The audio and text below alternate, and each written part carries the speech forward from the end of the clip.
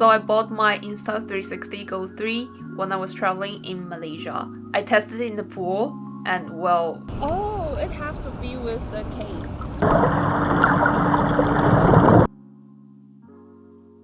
Let's just say, I learned a few things the hard way. Here's what happened. What you should know about this tiny camera, and whether it's really waterproof or just wishful thinking.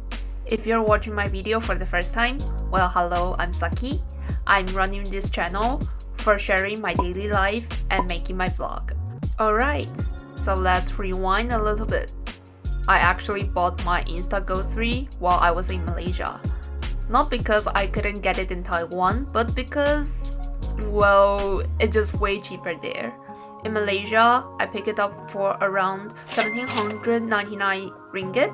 It's approximately 13,300 Taiwan dollars or around 400 US dollars. In Taiwan, the same thing cost around 14,400 Taiwan dollars. So I saved a decent chunk. Since I just got it, I figured, I should test some of its abilities. You know, recording videos, testing stabilization, testing new functions like Star Labs, or making some underwater videos. So on the trip, there's one night me and my partner decided to hit the pool. We both bring our new bought camera. He bought the Action 5, I bought Go 3. We both decided to go to the pool to check if the underwater shot can film properly or not. We went to the pool and the shala praying just keep playing in the background. It just feels very calming and almost feel unreal.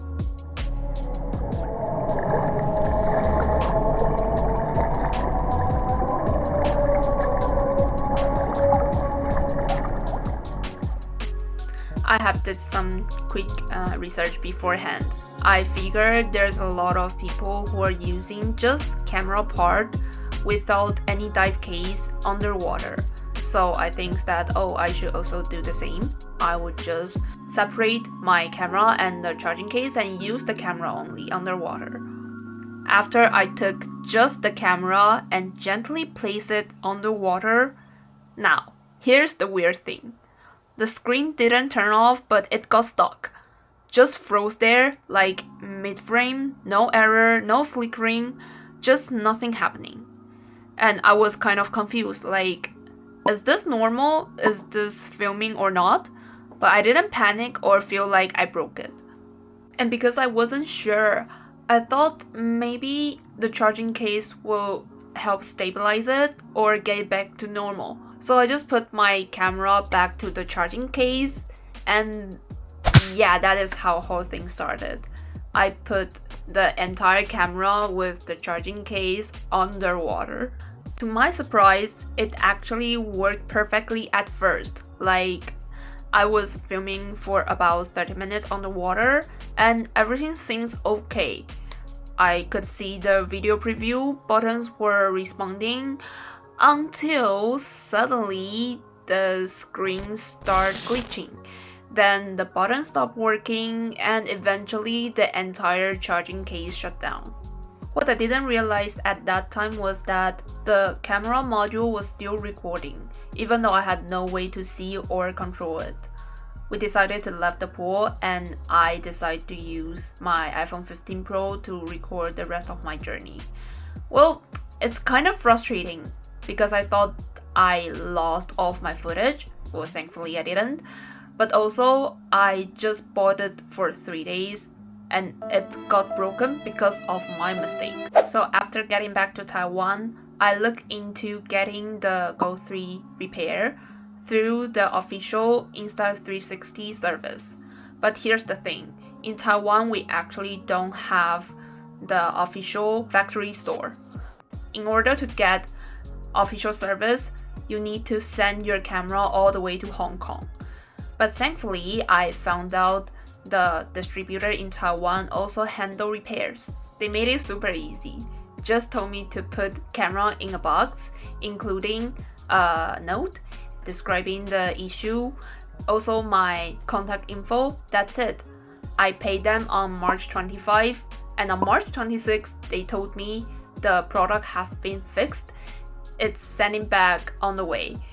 And after a few days, boom, I just got my camera again, fixed and worked perfectly. Okay, so let's clear this up once and for all.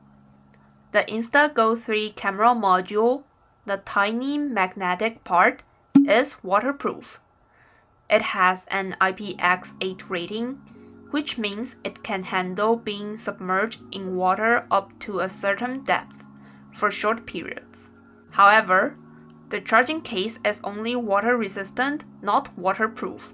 That's a huge difference.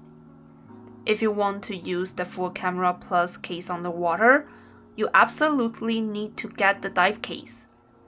In my case, it surprisingly lasted 30 minutes on the water before showing any signs of damage. It's quite impressive, but also risky. Don't try this at home unless you're ready to pay for repair. Now, how did the footage look? Actually, I was impressed. The underwater footage looked surprisingly clean. Good contrast, decent color, even in low light by the pool. In fact, I'd say it looked better than some of the nighttime street videos I shot later on. The Go 3 still struggles a bit in low light overall. You get grain, softness, and colors that start to flatten out. When I compared the video to my iPhone 15 Pro, the difference was obvious. The iPhone's dynamic range and detail are just way better. But the Insta Go 3 is still a solid travel companion. Here's where the Insta Go 3 really shines. It's tiny, super lightweight, and completely hands-free. You can wear it on your shirt, your hat, or stick it on any metal surface. That gives you a ton of creative freedom when you're out exploring. The mobile app is also very intuitive. You can trim, edit, export your video straight from your phone. The only downside, I think the desktop app is pretty slow. If your clips are large, you definitely need to have a high performance desktop. So, would I recommend Insta360 Go 3? Absolutely, but only if you know its limit. If you're going underwater, make sure that you're using dive case. Don't expect there will be perfect low light performance. Also, if you have the large clips, make sure you prep your gear accordingly. It's a fun lightweight camera that is perfect for the travel vlogs, the short reels, and the daily adventures. Even though I had a little mishap, it's still one of my favorite gadgets that I brought from Malaysia. Thanks so much for watching. If you ever had the camera or tech fails while traveling, I'd love to hear your story. Drop it in comments below. Don't forget to like, subscribe, or hit that bell if you enjoy the honest travel or tech reviews. If you have any interest about my Malaysia trip, or you have any interest about my Go 3 footage in Malaysia, I'll share this video with you. I hope you enjoyed my video and see you next time.